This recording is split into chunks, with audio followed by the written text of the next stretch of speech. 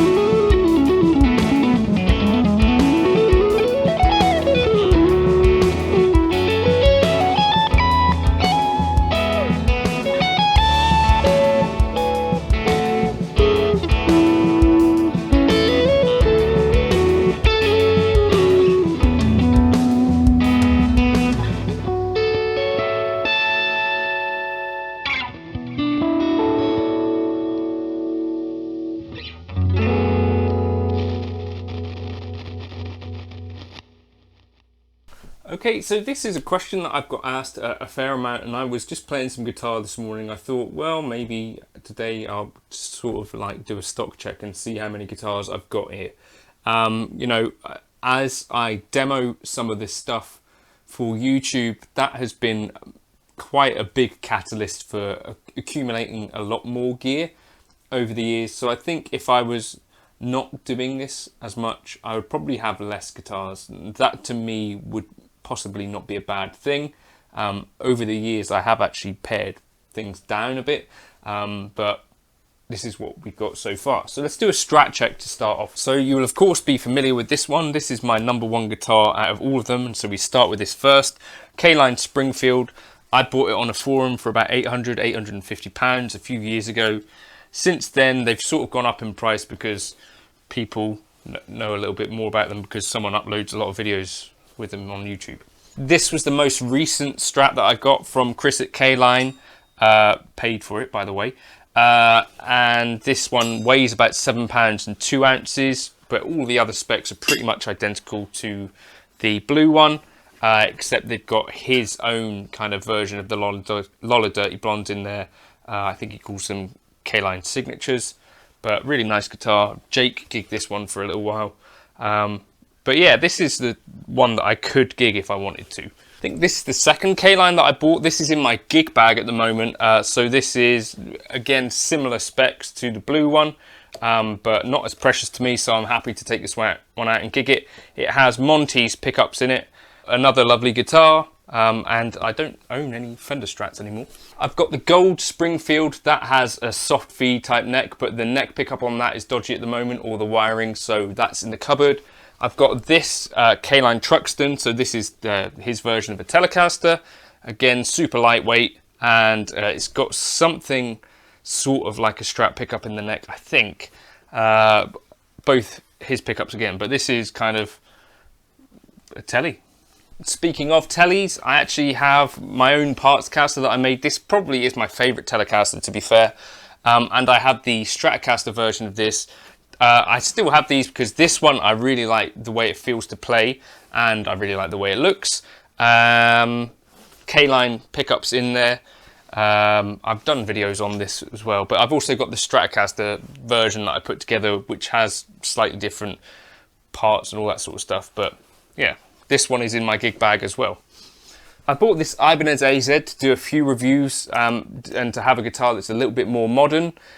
This one's really nice. I've also got the Aaron Marshall Schecter, which my buddy Chris is borrowing at the moment. I think that one would replace this, but this one does have a couple kind of lacquer cracks, which I could sell it, but it might be a little bit difficult to sell because it's just got a few lacquer cracks. After trying the Squire Paranormal Baritone Tele, I asked Seth Backus, Cornwall builder, if he would consider building me a baritone, and I paid for this as well. So this is kind of what will replace my Squire Baritone. But yeah, of course, this is like not a guitar that's going to get a ton of use, but it's more one of those things when I want something with a different voice. And I sort of think about these guitars as like a reverse capo. Really nice and a lovely sonic blue finish. Underrated finish. Oh, and has secret Monty's pickups in it. More about them at some stage. I've actually got 3 Sire guitars in the house at the moment. So this is the Les Paul type. I really rate this guitar. And I've got the P90 335 and also the Tele T3. So yeah, 3 of those in the house. I kind of like having them around because it's kind of fun to play guitars that are a little bit on the cheaper end of the scale. You'll notice that there's nothing super expensive that I own. The Sire is kind of at the cheaper end of the range, and I do really recommend them for sort of beginner to intermediate. And even I think you can totally gig these things, and they're just great guitars. Moving on with the Les Paul kind of things, this is a Tokai that I've got, which is beautifully finished. I'm so impressed by Tokai. The Les Paul thing started about a year ago when me and Beebs both ended up buying a Honeyburst Gibson. I think these are finished actually better than Gibsons, to be honest. This one sits over there, doesn't get too much playtime, but what an incredible looking guitar.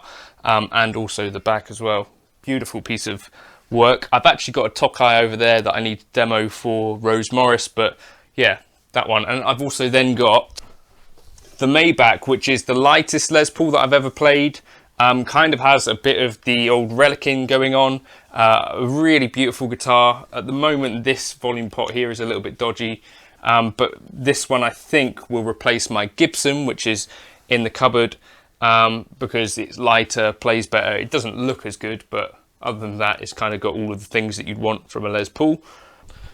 I guess while we're on the Tokai thing, there's this ES335. Again, a really lightweight, beautiful guitar from Tokai. This one's actually got a nitro finish.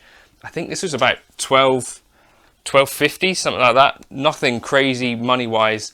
Jake at the same time bought a Gibson custom shop, which was about, I think, $5 grand, something crazy like that. And they honestly feel quite similar to play. Like, they both got this slimmer neck style, so not the 50s chunky. It's kind of a really nice, comfortable neck. Not the normal kind of slim neck as you might have thought of some of the Gibson stuff, but like somewhere between that and like the 50s neck. It's a really comfortable feeling guitar. Beautiful. I should play it more. I've got a Yamaha Pacifica over there that they sent. I don't play that often, but that's worth mentioning. I've got an FGN Telecaster in the cupboard, which I think is one of the types of guitars that I need to check out more, because FGN, they build the Ibanez stuff. I think they make incredible stuff for the money. I need to talk about those more. And the last things, there is a Yamaha Revstar in that cupboard. Again, I really rate those guitars very highly. And there is a K-line offset, the San Bernardino. So it's like the Jazzmaster style. That's my only offset guitar now. But yeah, that sits in the cupboard. It's got a Firebird pickup in it and a mini humbucker. So kind of like a bit more of a jangly tone on that thing. And my parents' shipping container, I have a Yamaha Trans Acoustic, which is kind of my go-to acoustic guitar. And then last of all, I have this, which is the Gibson ES165, which I bought off of a forum for $1,500. And this is for my jazz punishment when I want to make zero money playing music that no one wants to hear me play. So yeah, that's kind of, I think that's the entirety of what I've got. There is, oh, actually, downstairs there's two PRSs that I gigged last week. There's the Hollow Body and the SE DGT. So both of those are sort of supposed to be on the cheaper side. They're cheap for a PRS, but those were guitars that I really didn't expect to like as much as I have. I think the DGT SE will be staying for a long time, and the Hollow Body is actually surprisingly useful for a bunch of stuff. I need to do some follow-up stuff on that as well. I think that is the extent of the collection. There's a Yamaha kind of travel acoustic over there, and of course I sound pretty much the same no matter what I'm playing. Oh, there's another Sire there, a really nice guitar as well. Are there any of my guitars that you actually think I sound better playing? I'd be interested to know your thoughts on that, or that you'd like to see me play in more. I'd equally be interested to hear your thoughts on that. That preset that I was using today, the Super Chorus, is more of a Voxy style preset, which is a bit different, I think, to my normal tone. I think a lot of people probably watching this will think, well, you sound the same whatever you play anyway. But yeah, let me know your thoughts on that. I think that is the extent of the collection. There's nothing particularly crazy in here, like price-wise. I guess the most expensive stuff now would be the K-lines, but most of those I bought used anyway. David Beebe owns the British Racist green now, and yeah, so that basically covers the collection. I think how many guitars it is, I'll total it up, but there's a few that don't need to stay anymore. So like the Gibson Les Paul, I probably don't need to keep, because I've got the Tokai, which I really rate. I've got the Maybach, which I really rate. I recently sold the Epiphone. So yeah, there's a few bits and pieces that you might have seen on the channel that are now no longer here. I think that's just part of the thing, is that I kind of have to circulate things, because there's no reason to have guitars that I'm not playing lying around. I think that Ibanez AZ might be on the chopping block at some point. And I don't know, if any of you are looking for one of those Sires, just hit me up, because I don't necessarily need them all the time. And if you're desperately looking for a K-line, I might... Nah, I'm not going to get rid of any of them. But yeah, I think that about covers it. Not loads of tellies. Too many Strats. too many Les Pauls. I think that's about it.